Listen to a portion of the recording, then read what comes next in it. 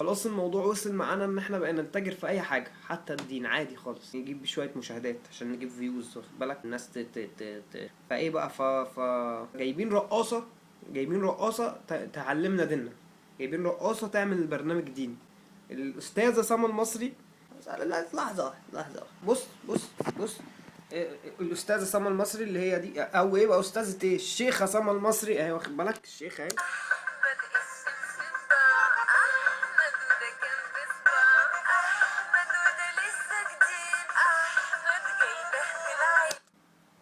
احمد هتبقى شيخ وتستضيف علي، نهار ازرق،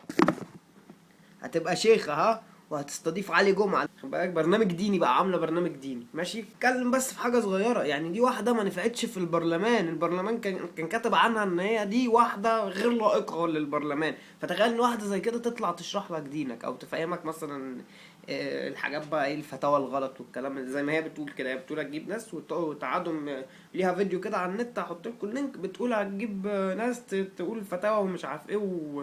وهيعملوا برنامج ديني ومش عارف ايه، وفي ناس بتقول لك هتلبس الحجاب وناس بتقول ان هي مش هتلبسه. قال يعني المشكله في الحجاب، يعني قال يعني المشكله في الحجاب، هتلبس حجاب ولا لا يا ابني؟ دي رقاصه، واحده رقاصه. كنت سمعت مره هشام عفيفي كان بيتكلم على، قال ان الانسان يعني الانسان المسلم مرآة، واخد بالك، المسلم ده مرآة دينه، فانت تخيل ان احنا بنصدر الاسلام بواحده زي دي،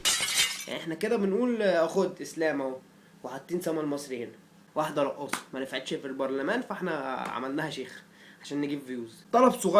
صغير قوي، انت مهم كواحد مشاهد، انت مهم، انت اللي بتجيب الفيوز، انت اللي بتعمل مشاهده، مهما كان الموضوع ده مستفز، ولو فعلا الموضوع ده اتحقق وهتعمل فعلا برنامج ديني زي كده، ما تخشش تتفرج، هتلاقيهم بيقطعوا فيديوهات بعد كده وبينزلوها على النت، ما تشيرش، ما تخشش تتفرج، ما تشيرش، ما تتكلمش على الموضوع ده تاني، اكتم بقى يعني فاهم، ما تقولش احنا دلوقتي الحمد لله هي لسه ما عملتش، لو عملت ما تتفرجش، دي مش واحده تتفرج عليها خالص، دي مش واحده تشهرها وتخليها تنتشر بتتكلم عن دينك خالص، الخرا اللي احنا بقينا عايشين فيه ده.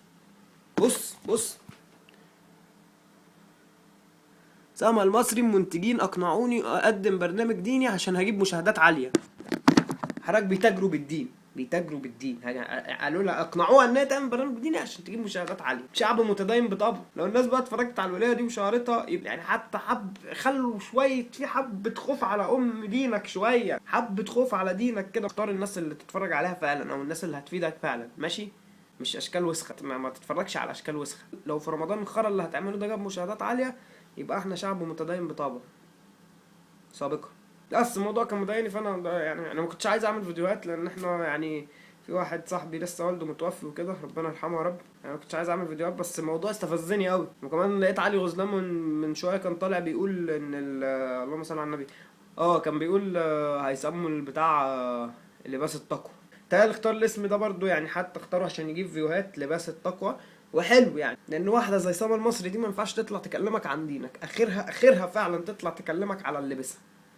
عشان كده يبقى لباس التقوى. حسبي الله ونعم الوكيل في القائمين على هذا البرنامج والمنتجين اللي اختاروا واحده زي كده عشان تمثل ديننا كده، تبقى مرآة لديننا، واحده زي كده تبقى مرآة لديننا. انا ما بقولش ان احنا كويسين قوي او يعني ان احنا، بس الموضوع بيضايق، لو عندك شويه غيره على دينك هتفهم انا اقصد ايه. انا اللي عايز اوصله من الفيديو ده ان لو حصل وعملت برنامج ما تخشش تتفرج على حاجه، ما تشير لها، ما تشوفها، ما تكلمها، ما تخشش تقلب في صورها يا وسخ، عشان انا عارف ان احنا شعب متدين بطبعه وكده، ان كانت منزله فيديوهات بيتريقوا عليها وعماله تعمل حاجات كده اهو، بقت خلاص هتتكلم في الدين، بتقول لك انا ممكن ما اطلع من غير الحجاب عشان انا ما بلبسوش في حياتي. يا سلام، بارك الله في امك يا شيخه، والله الصراحه حسبي الله ونعم الوكيل. متفرجش على البرنامج ها، السلام عليكم.